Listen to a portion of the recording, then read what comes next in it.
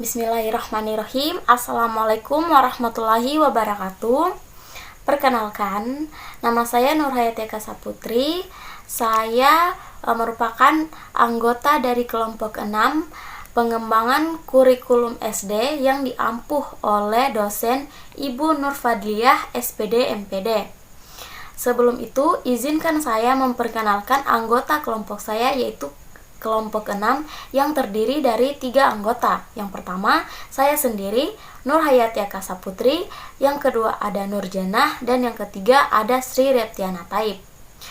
Langsung saja, materi yang kami bahas yaitu tentang landasan pengembangan kurikulum. Langsung saja pada materi, yaitu yang pertama, landasan filosofis dalam pengembangan kurikulum. Filsafat adalah mencari hakikat sesuatu, berusaha menghubungkan antara sebab dan akibat, serta melakukan penafsiran atas pengalaman manusia. Berpikir, filsafat berarti berpikir secara menyeluruh, sistematis, logis, dan radikal. Filsafat dibutuhkan manusia untuk menjawab pertanyaan-pertanyaan yang timbul dalam berbagai bidang kehidupan manusia. Jawaban itu merupakan hasil dari pemikiran yang menyeluruh, sistematis, logis, dan radikal. Jawaban itu juga digunakan untuk mengatasi masalah-masalah kehidupan manusia, termasuk bidang pendidikan. Adapun filsafat yang khusus digunakan atau diterapkan dalam bidang pendidikan disebut filsafat pendidikan.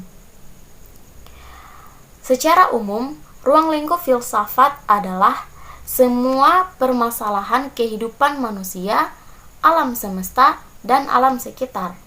Hal ini juga merupakan objek pemikiran filsafat pendidikan. Sedangkan secara khusus, ruang lingkup filsafat pendidikan meliputi yang pertama, hakikat pendidikan, yang kedua, hakikat manusia, kemudian hubungan antara filsafat, manusia, pendidikan, agama, dan kebudayaan, hubungan yaitu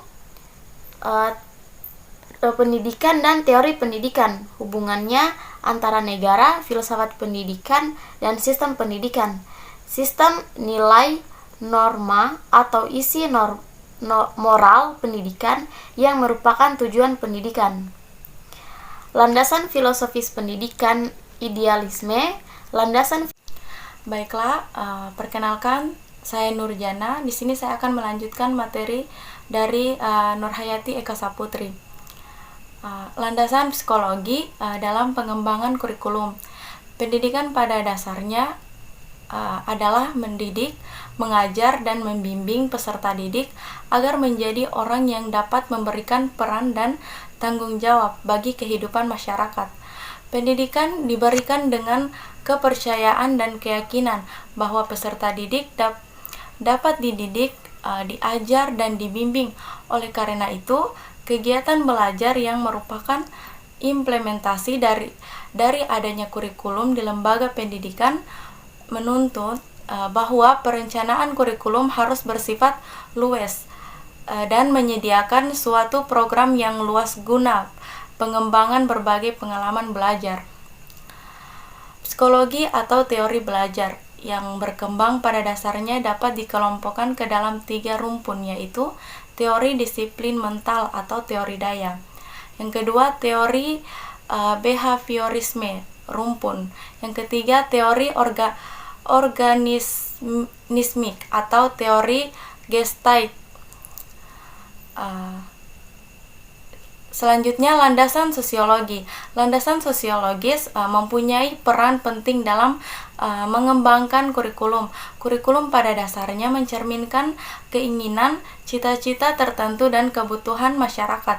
Oleh karena itu, merupakan keharusan kurikulum yang disusun dan dilaksanakan di lembaga pendidikan memperhatikan aspirasi masyarakat, karena masyarakat merupakan pengguna output pendidikan. Sosiologi pendidikan dipandang sebagai sosiologi khusus yang membahas sosiologi yang terdapat pada pendidikan. Sosiologi pendidikan meliputi interaksi guru dengan peserta didik, dinamika kelompok dalam kelas dan organisasi intrasekolah, struktur dan fungsi pendidikan, sistem masyarakat dan pengaruhnya terhadap pendidikan. Salah satu tujuan pendidikan adalah untuk mempersiapkan peserta didik hidup dalam kehidupan masyarakat. Asumsinya adalah peserta didik berasal dari masyarakat, dididik oleh masyarakat, dan harus kembali ke masyarakat. Mungkin itu yang dapat saya sampaikan. Selanjutnya saya serahkan ke materi terakhir. Baiklah, saya akan melanjutkan materi dari Nurjana dan Nurhayati Eka Saputri. Itu landasan ilmu pengetahuan dan teknologi. Teknologi memegang peranan penting dalam kehidupan budaya manusia. Salah satu indikator kemajuan peradaban manusia dapat diukur dari kemajuan ilmu pengetahuan dan teknologi. Teknologi banyak digunakan dalam berbagai bidang kehidupan dengan tujuan untuk menciptakan suatu kondisi yang efektif, efisien, dan sinergis terhadap para perilaku manusia.